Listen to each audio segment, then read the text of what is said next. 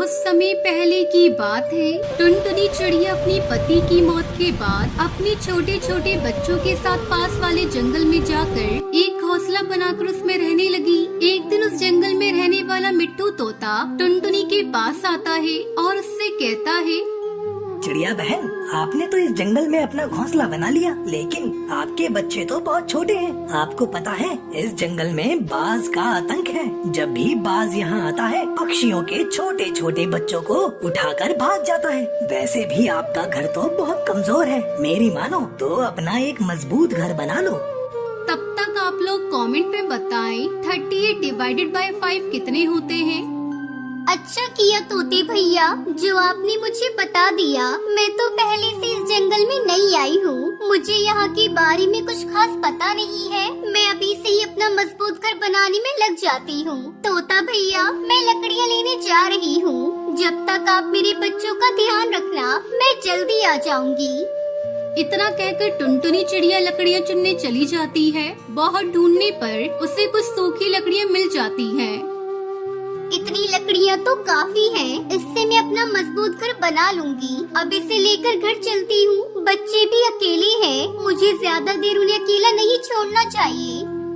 जैसे ही टुनटुनी चिड़िया लकड़ियों को उठाने लगी तभी दुष्ट कौवा वहाँ आ जाता है। ओए चिड़िया रुक, ये लकड़ियाँ मेरे हैं, मैं इन्हें ले जाऊंगा। भैया कौन है? मैंने बड़ी मुश्किल से लकड़ियों को जमा किया है, इन्हें मैं आपको नहीं दे सकती। इससे मैं अपने बच्चों के लिए मजबूत घर बनाऊंगी।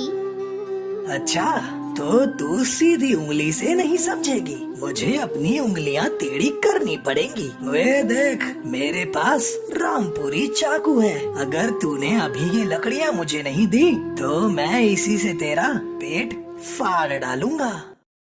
नहीं नहीं भैया ऐसा मत करना, मेरे छोटे छोटे बच्चे हैं। ले जाओ ये लकड़ियाँ, मैं अपना दूसरा इंतजाम कर लूंगी। अब आई ना लाइन पर, बड़ी आई थी मुझे मना करने वाली। चल हट यहाँ से। कालू को वो सारी लकड़ियों को लेकर वहाँ से चला जाता है। टुनटुनी पास ही के एक पेड़ पर बैठ जाती है और रोने लगती है। अब मैं क्या करूं? अपने बच्चों की रक्षा कैसे करूं? जालिम बाज आज मेरे बच्चों को कहीं उठाकर ले न जाए। हे भगवान मेरे बच्चों की रक्षा करना। टुनटुनी के आंसू उस पेड़ के नीचे तपस्या कर रहे साधु बाबा पर गिरते हैं।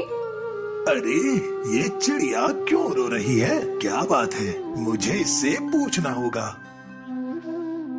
चिड़िया रानी, ओ चिड़िया, नीचे आओ और अपने रोने का कारण मुझे बताओ। टुनटुनी अपनी सारी बात साधु महाराज को बताती है। साधु महाराज तुरंत अपने कमल का पानी मिट्टी पर गिराते हैं और देखते ही देखते वहाँ एक मिट्टी का घर प्रकट हो जाता है। ये लो चिड़िया रानी, तुम्हारे और तुम्हारे बच्चों के लिए ये मजबूत मिट्टी का घर। इसे कोई भी पक्षी कोई नुकसान नहीं पहुंचा सकता। ये जादुई मिट्टी का घर है। तुम अपने बच्चों के साथ इस घर में बिना डर के रह सकती हो।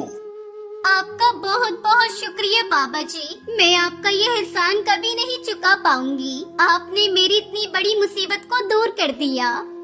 फिर बाबा बाज अपनी शक्ति से उस मिट्टी के घर को उसके पेड़ पर भेज देता है। अगली रात दुष्बाज शिकार की तलाश में टुनटुनी के घर के पास आता है। वो टुनटुनी के घर को तोड़ने की कोशिश करता है, तभी उसे जोरदार करंट का झटका लगता है। वो डरकर तुरंत वहाँ से भाग जाता है। उस दिन के बाद से टुनटुनी चिड़िया उस मिट्टी के घर में खुशी खुशी अपने बच्चों के साथ रहने लगी। कई दिनों से जंगल में लगातार बारिश हो रही थी।